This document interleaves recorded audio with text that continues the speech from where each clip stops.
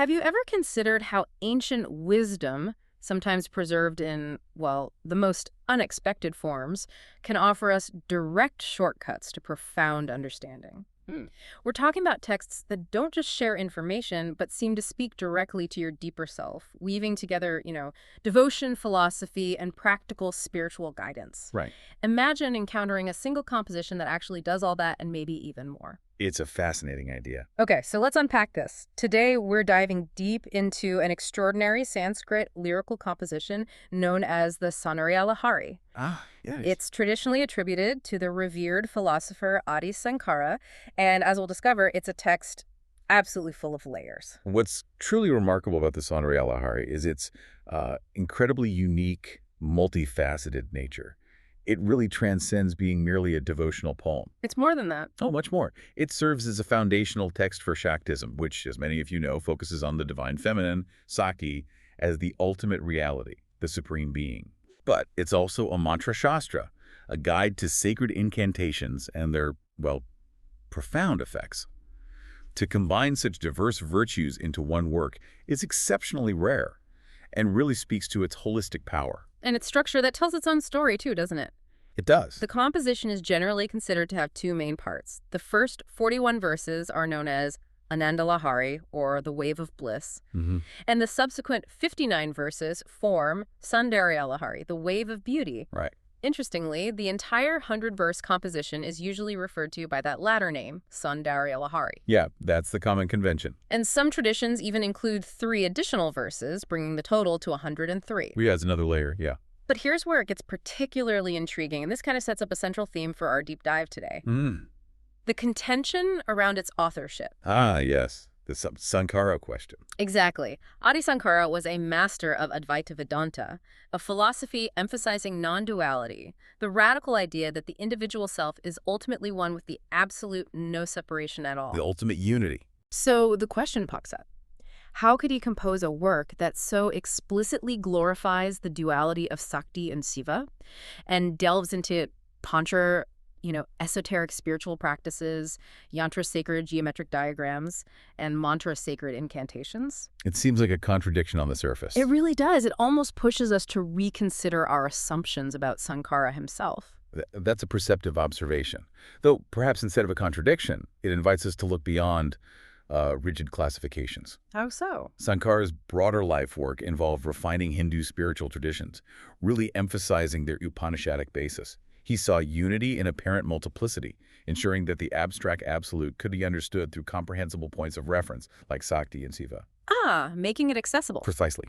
Making it accessible even to the common person. The underlying idea is that understanding duality isn't necessarily an acceptance of opposition, but maybe a means to grasp the abstract non-dual absolute through relatable forms. Okay, that makes sense.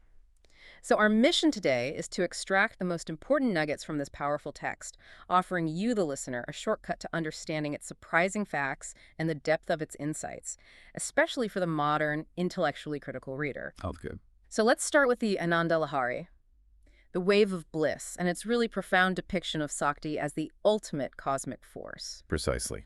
The very first verse just plunges us right into its core philosophy. Well, it paints this stark picture of cosmic interdependence. how does it put it? It says, when Siva is enjoined with Sakti, he is empowered to create. If the Lord is not thus, he is indeed unable to even move. Unable to even move, wow. Right. This isn't just poetic flourish. It highlights Sakti as the dynamic, the activating force behind even the supreme masculine principle, Siva. Without her, even the ultimate consciousness is, well, inert. And this isn't just about interdependence. It almost flips the script on the traditional divine hierarchy, doesn't it? Positioning Sakti as the ultimate mover. It really does. This profound reevaluation of cosmic power continues in verse 2, taking it even further. It says the entire universe, its creation, preservation, and destruction by Brahma, Vishnu, and Siva, originates from what's called the minute dust present in your lotus feet, referring to Sakti. Think about that. The dust from her feet.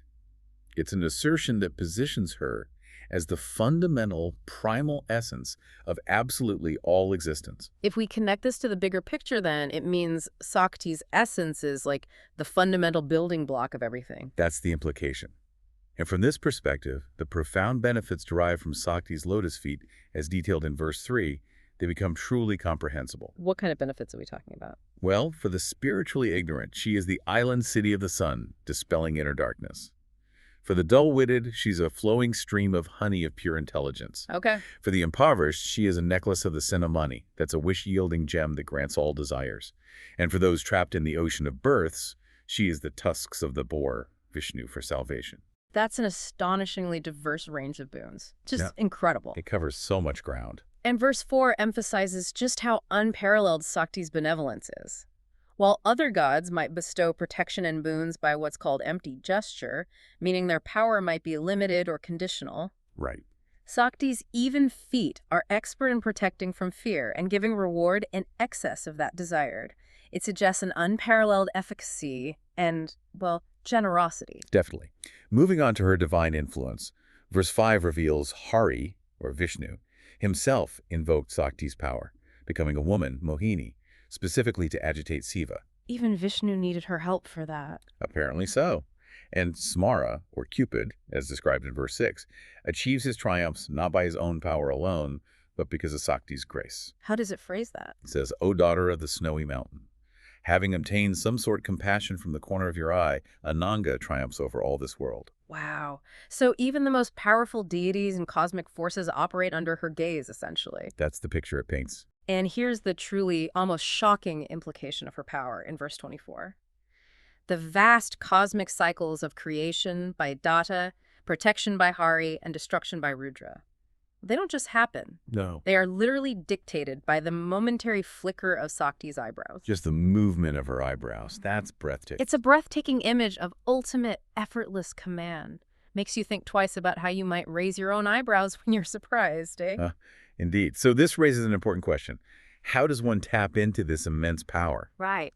Well, the text then introduces esoteric aspects, such as Kundalini Sakti in verses 9-10. Ah, the Kundalini. Yes, it describes her journey through the yogic chakras, those energy centers in the subtle body, from the base of the spine up to the crown of the head, from Muladhara to Sahasrara, uniting with Sadasiva, then returning, infusing the body with a torrential stream of nectar. So an internal experience of her power. Exactly, a profound internal alchemy. And for those of us maybe not on a full yogic path, the text offers a really powerful message of total surrender in verse 27.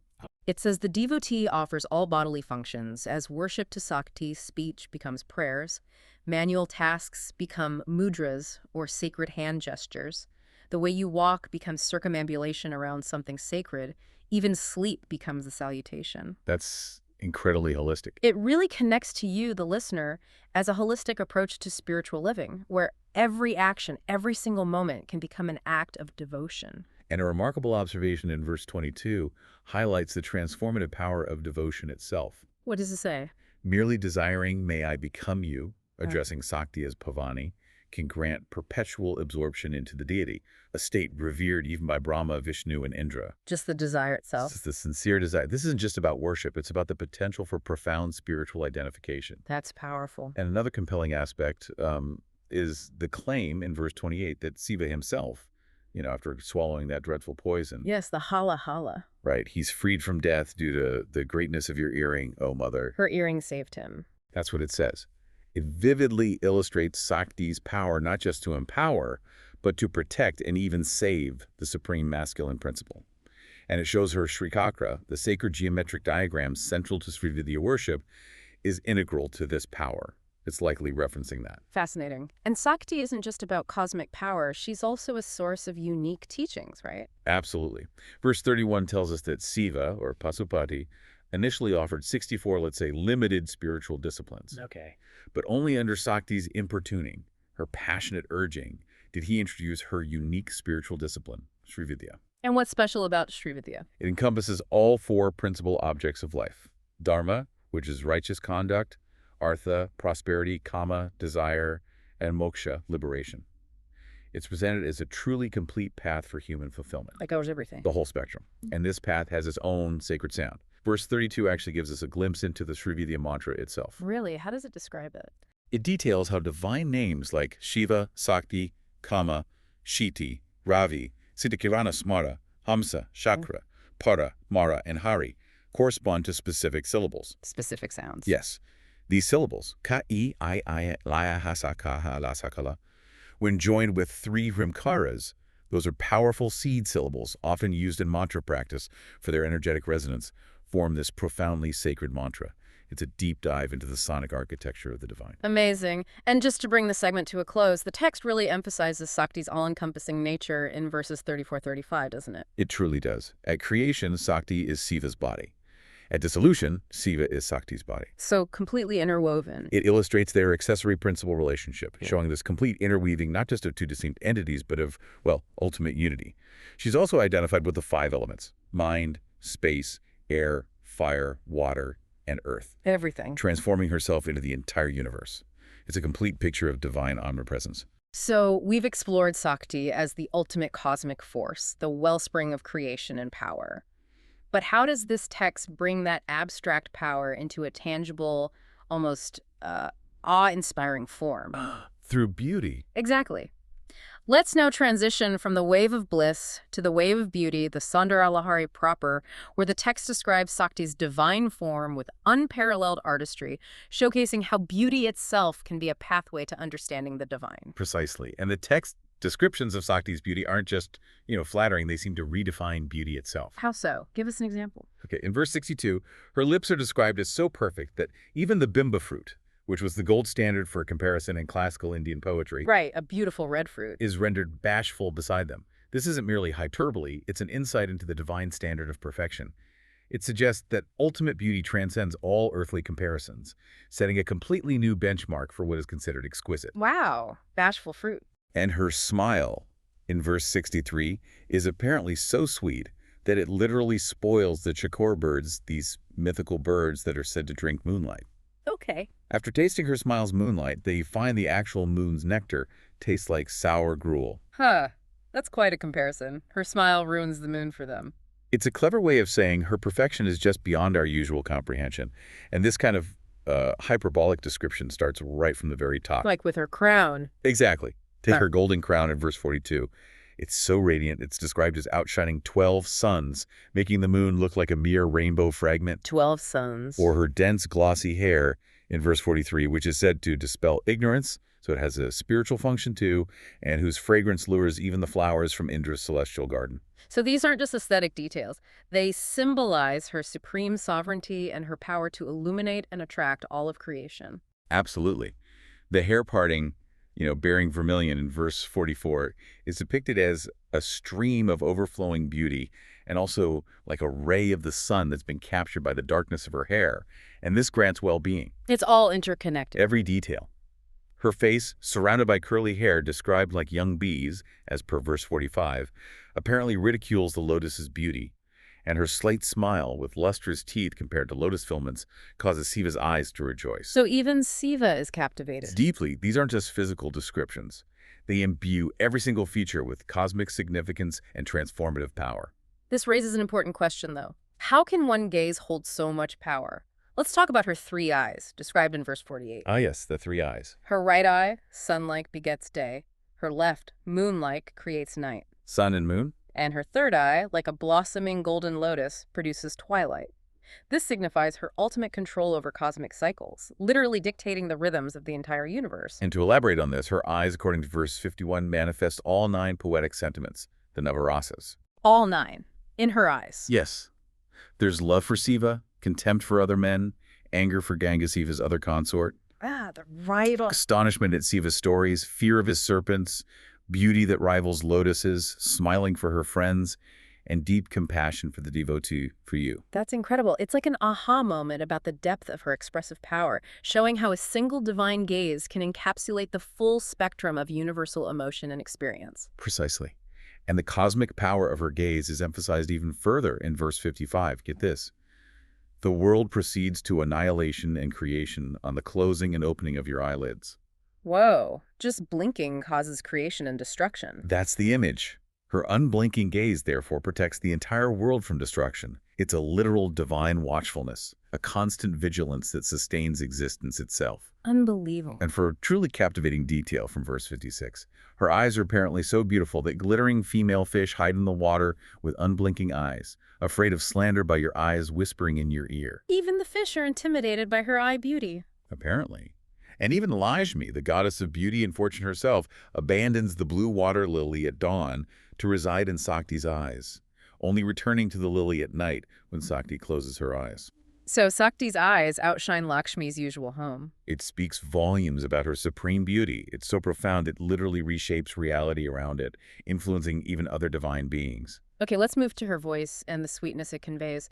You mentioned her smile, but what about her speech? Right, her tongue. Her hibiscus-colored tongue, described in verse 64, is constantly chanting Siva's virtues. And this act transforms Saraswati's crystal-like form. Saraswati, the goddess of speech and knowledge. Exactly. Saraswati, who is said to be seated on Sakti's tongue tip, her crystal form turns into ruby because of the constant chanting. Signifying what? Enhanced eloquence. Yes, exactly. As if Sakti's devotion infuses Saraswati with even greater, more vibrant power. Wow. It also tells us how her voice's sweetness surpasses even Saraswati's in verse 66. How so? When Saraswati sings Siva's deeds, Sakti's words of approbation, just her words of praise like, well done, are apparently so sweet that Saraswati feels her own lute's tones are detracted by comparison. So Saraswati. She covers her instrument. Oh my goodness. A wonderful, almost humorous image of divine humility in the face of even greater beauty and sweetness. Isn't it? Now, here's an incredible story from verse 75. Her breast milk. Yes, the ocean of milk. Described as an ocean of milk flowing from her compassionate heart when tasted by a Dravidian child, instantly transformed him into a charming composer amongst mighty poets. A direct infusion of genius. This speaks to the transformative power of her divine essence, instantly bestowing wisdom and artistic brilliance. It's often thought to hint at the legendary Tamil Saivite poet Sambandar. So it's a direct illustration of her grace as a catalyst for creative brilliance. Absolutely. Let's delve into the centrality of her form now. What about other features? Well, her chin, in verse 67, is described as beyond compare. It's touched by her father Himavan, repeatedly raised by Siva for kisses. Oh. It serves as the handle for the mirror of the face for Siva himself. It's presented as a focal point of her beauty, deeply entwined with her divine relationships and Siva's very perception of her. Okay. And her throat. There's something about lines on her throat. Yes, her throat's 3 lines in verse 69. They aren't just seen as beautiful markings, but they symbolize her mastery over the 3 scales of music. Ah, so musical mastery. Showing she is the sole expert of musical modes, musical modulations, and songs.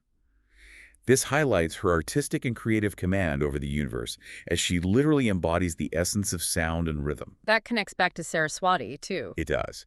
And her 4 arms, described as soft as lotus stalks, are praised by Brahma in verse 70. The creator god. Yes. Brahma, fearful of Siva's past wrath. Yeah. Siva once cut off one of Brahma's heads, humbly offers his 4 remaining heads for refuge to Sakti's hands. Goodness, that's a dramatic portrayal of her protective power, isn't it? Offering sanctuary even to the creator god. It really illustrates her as the ultimate refuge. Finally, her navel. It's depicted in verses 76-78 with quite rich symbolism. Extremely rich. It's a deep pool where Kama, or Cupid, hides after being burned by Siva's 3rd eye. Ah, seeking refuge again. With her delicate hairline rising above it like a tendril of smoke from that fire. It's also called a steady whirlpool of the Ganga, Rati's Kama's wife's pleasure house, and a cave of sacrificial fulfillment for Siva's eyes. So it's a cosmic center of creation, refuge, and divine longing, all in one. You could say that. And her lean waist, as detailed in verse 79, though poetically described as burdened by her bosom, is gracefully curved. The text wishes its stability, like a tree on a breached riverbank, Well, I like that. emphasizing its delicate beauty and perhaps the tension between immense strength, represented by her bosom, and sublime grace in her divine form. It's presented as a marvel of both aesthetic perfection and, well, cosmic engineering. So bringing this all together, what does this all mean for you listening today? This deep dive into Saundarya Lahari reveals it is far, far more than just a devotional hymn or a collection of, beautiful descriptions. Absolutely. It's really a profound exploration of cosmology, yogic principles, incredible literary artistry, and the pervasive power of the divine feminine. Yeah, it really is. And it invites critical thinking, questioning assumptions, considering diverse viewpoints, the debates around its authorship and those perceived stylistic differences between the 2 parts.